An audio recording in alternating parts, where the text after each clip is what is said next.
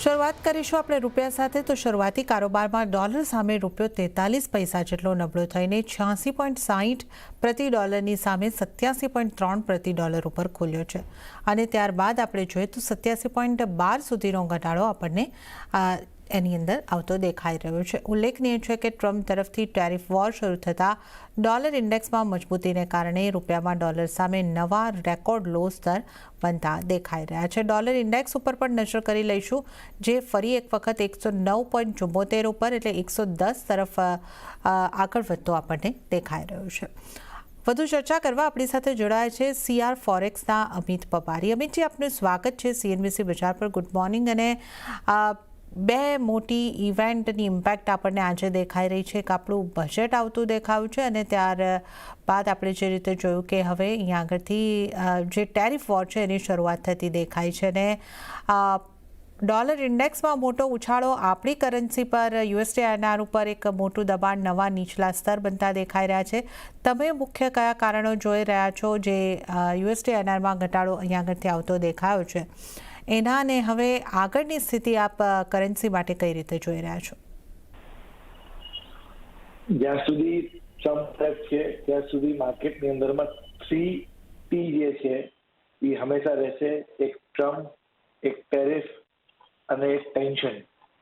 આ 4 વર્ષ next 4 years આપણે વોલેટિલિટી જોશું માર્કેટની અંદરમાં। બે સાઈડનો મોમેન્ટમ તમને દેખાશે।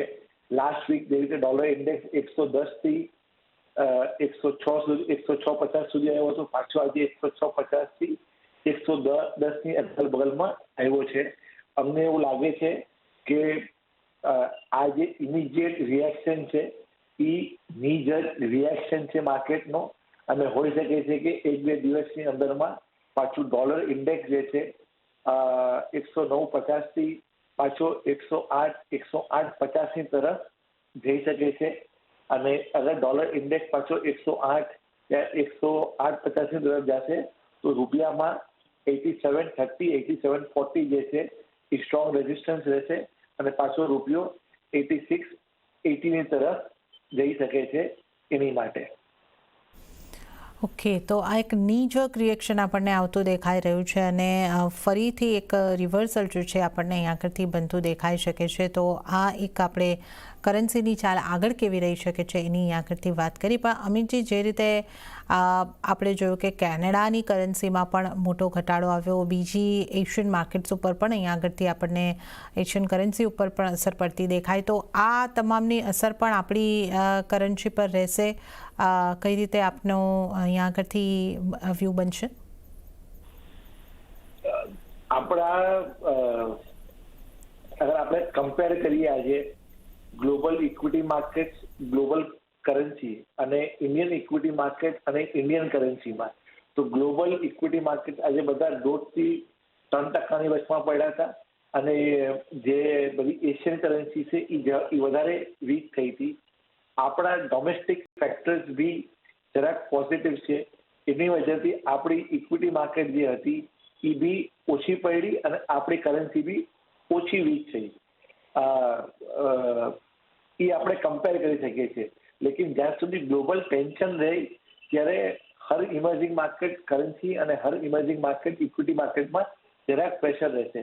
તો બ્રોડર પિક્ચર એવું છે કે જે ટ્રમ્પનું ટેરિફનું પ્લાન છે અને જે ટેન્શન છે એ એક પોઈન્ટ ઓફ ટાઈમ પછી માર્કેટ એને ડિસ્કાઉન્ટ કરી લેશે અને buy the rumour sell the news થઈ જશે। એના વજહથી જે રિસ્કની વોલેટિલિટી આવી છે માર્કેટમાં, પાછો રિસ્ક ઓફ થઈ જશે અને ડોલર ઇન્ડેક્સ પાછો 160-160.50 સુધી આવવો જોઈએ। એ બધું લેવલ આવે તો we can see a reversal in emerging market equity and emerging market currency. જી, તો અમિતજી, આપનો ખૂબ ખૂબ આભાર, આપ અમારી સાથે જોડાયા અને આ અંગે અમારી સાથે ચર્ચા કરી। આપનો આભાર। ત્યારે જ આપણી સાથે કુંવર